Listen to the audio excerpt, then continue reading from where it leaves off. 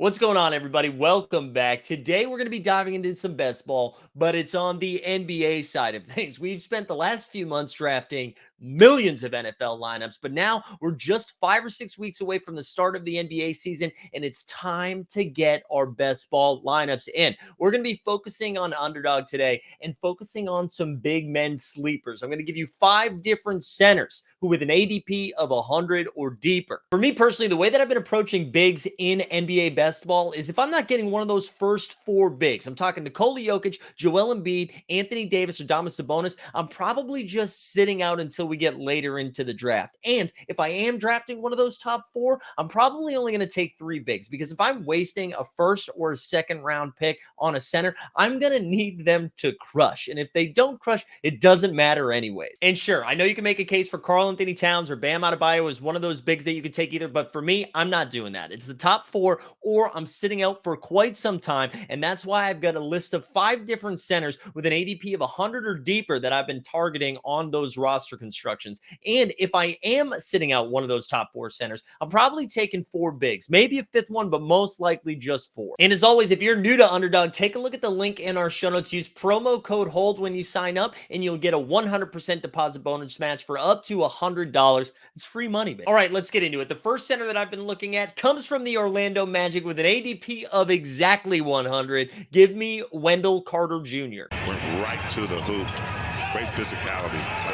8 points in 12 minutes. So Wendell Carter Jr. only played 57 games this past season, but during that time averaged a 15 and 8 with 2 assists on top of it, while also logging a block and a steal per game. I will absolutely take that production for someone I'm drafting at spot 100. I also like the fact that he's playing for the Orlando Magic for a couple of different reasons. I'm betting on the Magic to be somewhat competitive this year, and by that, I mean they're not going to tank. They were pretty feisty that second half of this past NBA season, and I think they're going to be vying for a playing game. They've got the Rookie of the Year, Paolo Banchero, entering year 2. They also have Franz Wagner, who looked like one of the best players in the world in this past FIBA World Cup as Germany took gold. But what I really like about WCJ, they don't really have any other bigs on the team. We saw Paolo play backup 5 for Team USA, which was weird, Steve. But outside of that, they only have Franz's brother, Mo Wagner. So as long as Wendell Carter Jr. can stay on the court, I think we'll see an uptick in his production. So again, for an ADP of 100, give me Wendell Carter Jr. The big man from the Charlotte Hornets, Mark Williams, had a solid rookie season, even though he missed a good chunk of it at the beginning of the year and was also playing behind Plumlee before he was traded to the Clippers. Steve Clifford, the coach of the Hornets, famous for not wanting to play young guys, slowly let Mark Williams get into the rotation.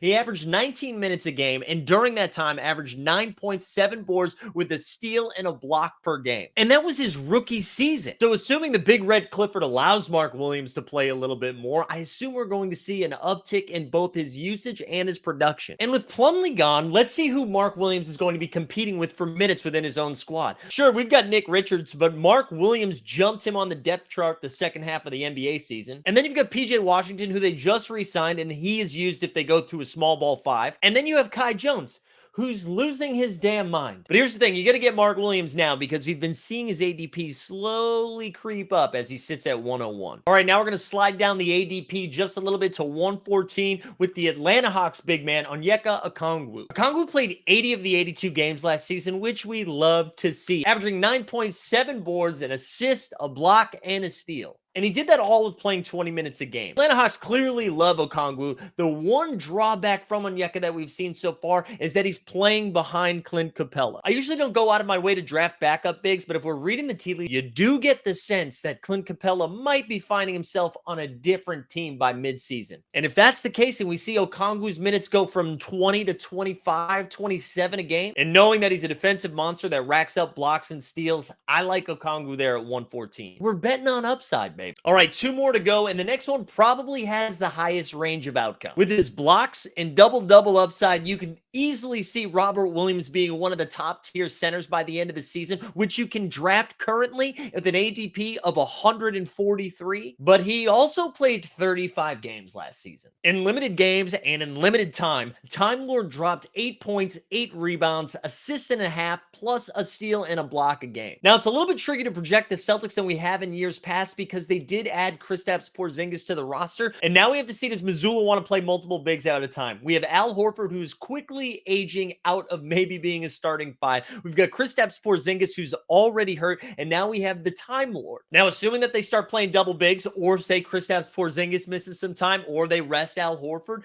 Time Lord's minutes and production is going to go way up because we already know that Robert Williams is a fantasy point per minute monster. We just need him to play the game. So the risk is absolutely there with Robert Williams. But again, at ADP of 143, let it rip. All right, and last but not least, this one's not sexy. I totally get no one getting excited about this one. But with an ADP of 151, we're going to San Antonio. And no, it's not for Wembanyama. It's for Zach Collins. All right, hear me out. Last season, Zach Collins put up 11 and 7. That's not too sexy. He added an assist and a half a game, as well as a block and a steal a game. But here's my bull case for Zach Collins. And as I said that, it feels like we need another turn because bull feels too strong, but I'm also not bear. I'm just like a dog. I have a dog case for Zach Collins. The Spurs came out last week and said they were going to start Wembanyama at the 4. Now, I don't know if that's because they pinky promised Coach Pop and Zach Collins that he'd have a starting spot in the rotation. But if they are treating Wembanyama like the Lakers or like that Anthony Davis likes to get treated, where he only plays the 5 in playoff games and has to play the 4 the rest of the way, if that's how they're going to treat Wembanyama, that means Zach Collins is going to be out there way more than we thought. And if that's the case and we can get an average of a double-double from a big that we're drafting 151st overall, then sign me up for Zach Collins. And I know it feels gross. All right, those are the 5 bigs that I'm attacking on Underdog Best Ball with an ADP of 100 or greater. Let me know how you're attacking this situation. And if you like daily NBA content, do me a favor, hit that subscribe and stick around. We have the NBA Bit Monday through Friday at 9 a.m. every morning. Come check out some of our So Rare content and some of our other Best Ball content.